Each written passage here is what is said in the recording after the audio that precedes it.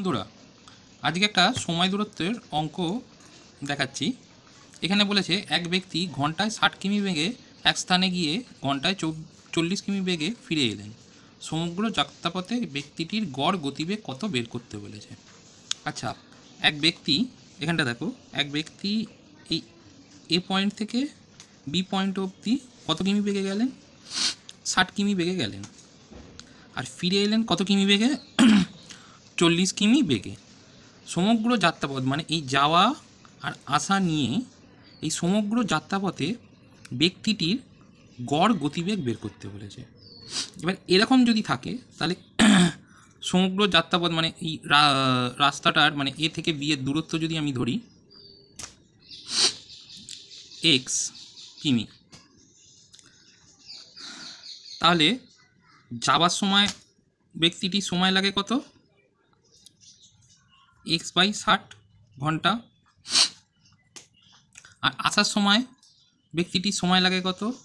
x/40 ঘন্টা। মানে এটা ব্যাপার হচ্ছে কি, 60 কিমি যায় 1 ঘন্টায়, তাহলে x কিমি কত যাবে? এইভাবে এইটা বেরোলো। সেরমভাবে 40 কিমি যায় 1 ঘন্টায়, তাহলে x কিমি কত যাবে? এইভাবে এইটা বেরোলো। এবার মোট কি এই স্পিডে এত ঘন্টায় গেছেন, এই স্পিডে এত ঘন্টায় এসেছেন, তাহলে মোট ওনার সময় কত লেগেছে? কী করবো? দুটোকে যোগ করে দেবো। যোগ করলে লসাগু হচ্ছে 120,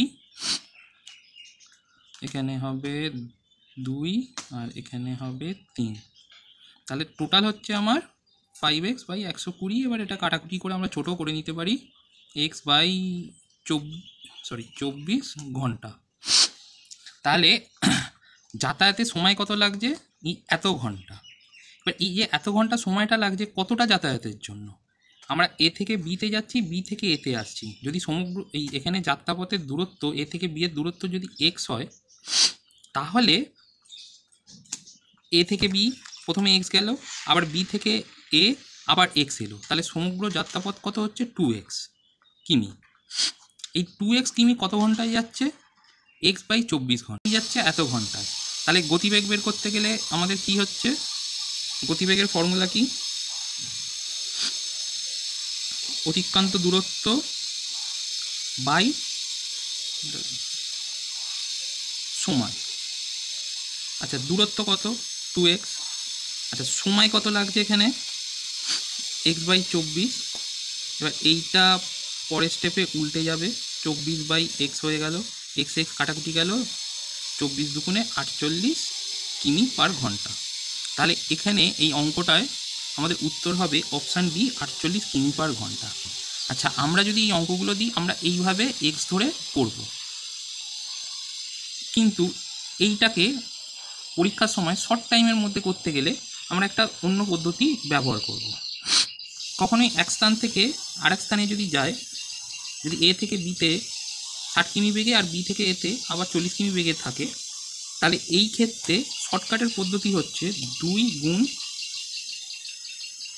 গতিবেগের গুণফল বাই গতিবেগের যোগফল। 2 গুণ গতিবেগের গুণফল বাই গতিবেগের যোগফল। 0 0 0 0 কেটে গেল, 12 4 12 48 কিমি পার ঘন্টা।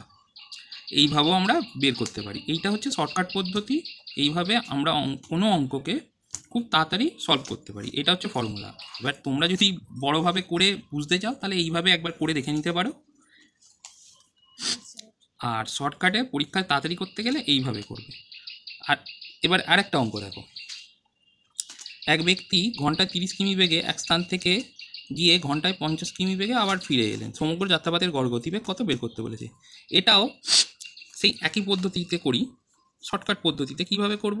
2 গুণ গতিবেগের গুণফল বাই গতিবেগের যোগফল। এটা এইভাবে লিখি, 50 + 30 করলে কি হয়? 2 গুণ 30 গুণ 50 বাই এই দুটো যোগ করলে 80।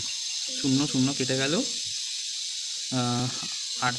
8কে 2 দিয়ে কাটলে 4, এটা 2 দিয়ে কাটলে 15, 5 15 75/2। এবার এটাকে ভাগ করবে, ভাগ করে যেটা বেরোবে হচ্ছে 37.5 কিমি পার ঘন্টা।